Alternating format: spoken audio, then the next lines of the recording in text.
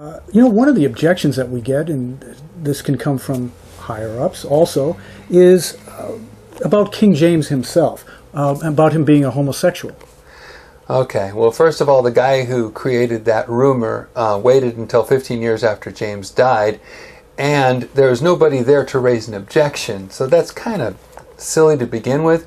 But there's a couple books about it, but what you need to know is a few things. One, if anybody says, yes, he did his big deals from his bedroom, well, for a king of any culture, the most secure place has to be your bedroom. The place where you give all your secrets has to be your bedroom, because that's where the king sleeps. So the guards are around it, they have walls around it. It has to be the most secure place. You kill the king, you can take over the kingdom. So when they had business affairs of state that were so important that other people could not be around, that's where they held them.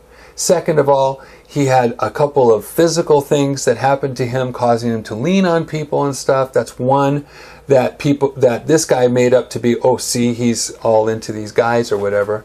And third, there are vocabulary, ways of talking about things, about loving a person or being close to somebody, that were reinterpreted and made into something sexual, which is really filthy.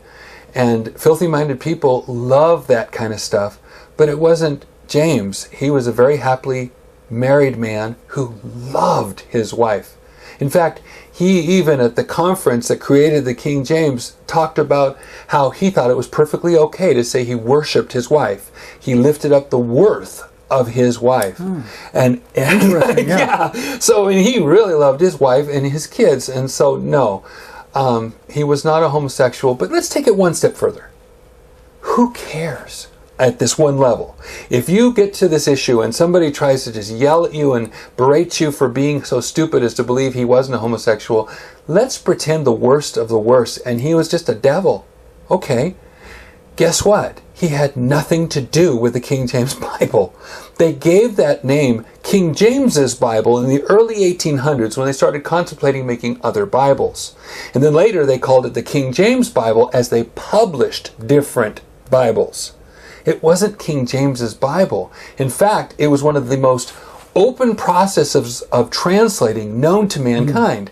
It has been talked about for centuries. In fact, the NIV people tried to make themselves sound like they had done the same thing for their 2011, which they did not. It was an open process. Anybody could have seen all these scholars. The scholars were brought from all over the place. The churches brought the people in, and the process was open to be examined.